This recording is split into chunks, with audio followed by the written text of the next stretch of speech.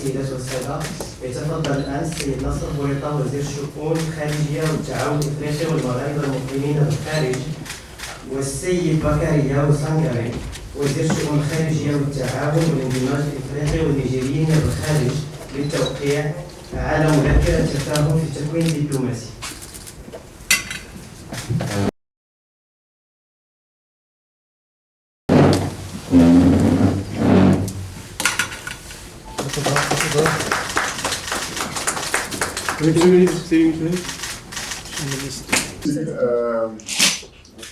Je voudrais tout d'abord commencer par remercier mon frère Nasser pour l'accueil toujours empreint de chaleur, d'hospitalité que nous réserve à chaque fois qu'on est de passage ou en visite au Maroc. Je voudrais le féliciter également pour l'organisation réussie de cette conférence et de nous avoir invités.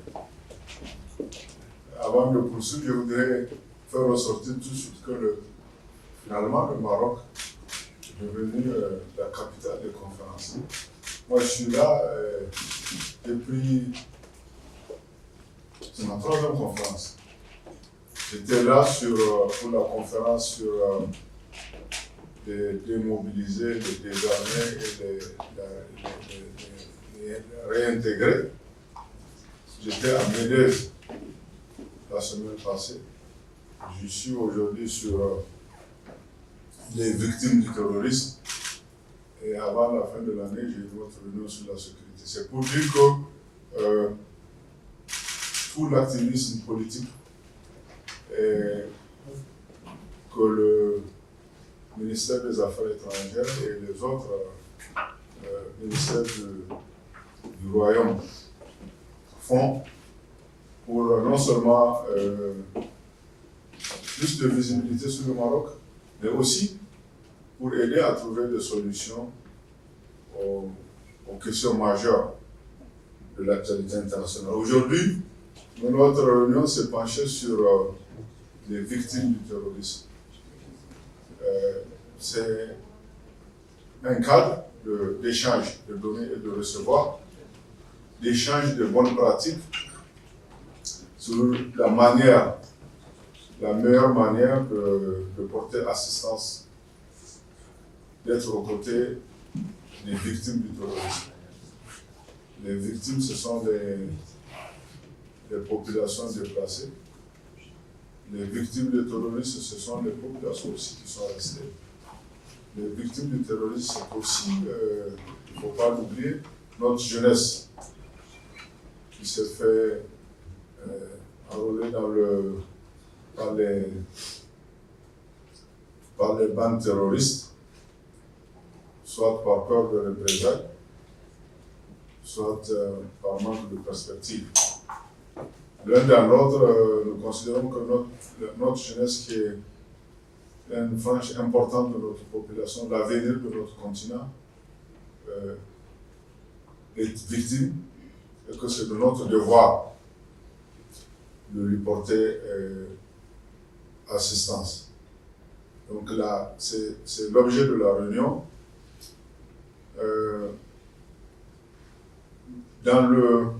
Dans les différentes déclarations, moi j'ai surtout fait ressortir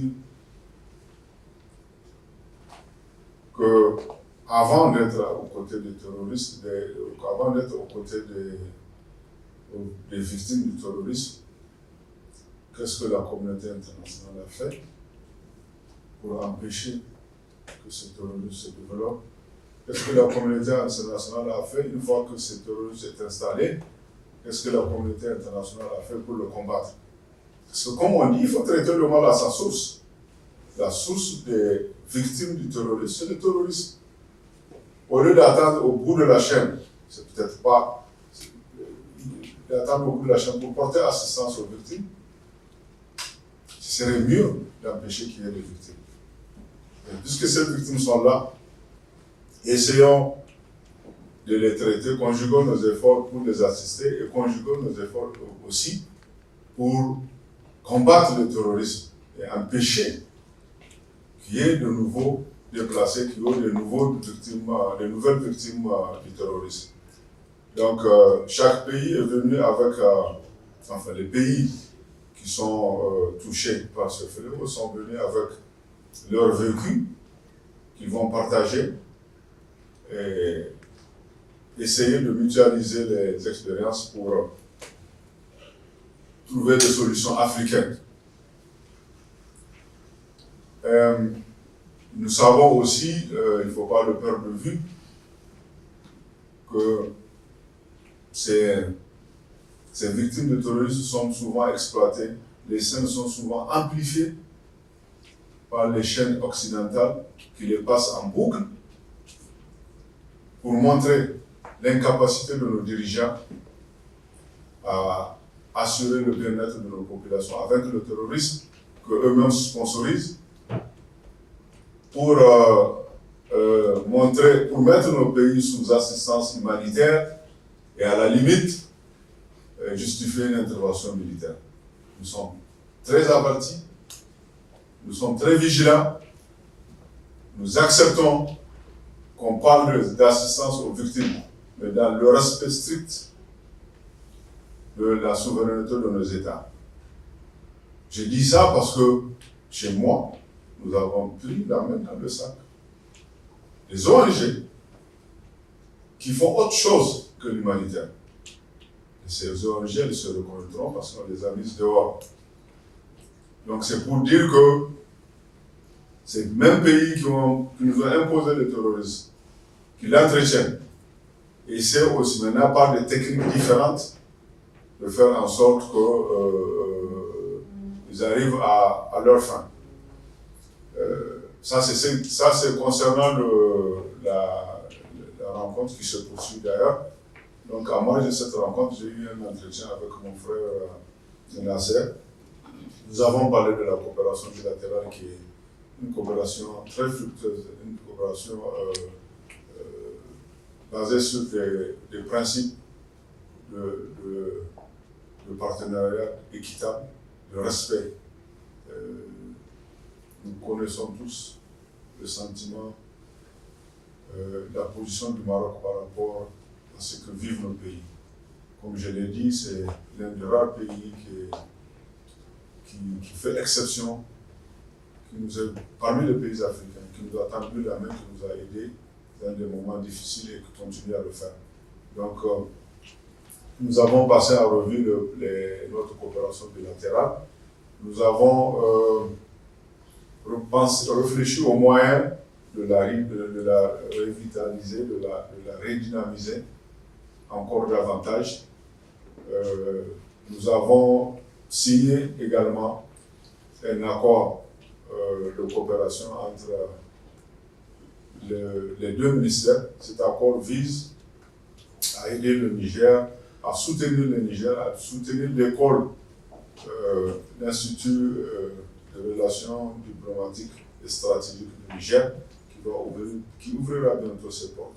Donc cet accord vise à nous permettre, nous offre un cadre pour une coopération entre les deux instituts, celui du Maroc et celui du Niger. Il nous permettra de nous inspirer de l'expérience marocaine en formation, en renforcement de capacités du corps, non seulement des cadres diplomatiques, mais des cadres des autres départements ministériels qui, au sein de leur département, sont impliqués dans des négociations, dans des matières qui traditionnellement sont du ressort des affaires étrangères. Donc, c'est en résumé le résumé de l'accord que nous. En résumé, c'est ça l'accord que nous avons signé. Et pour notre participation à la réunion, elle se poursuivra et nous sommes très heureux que le Maroc ait pu organiser cette rencontre, qui est pensée à inviter le Niger.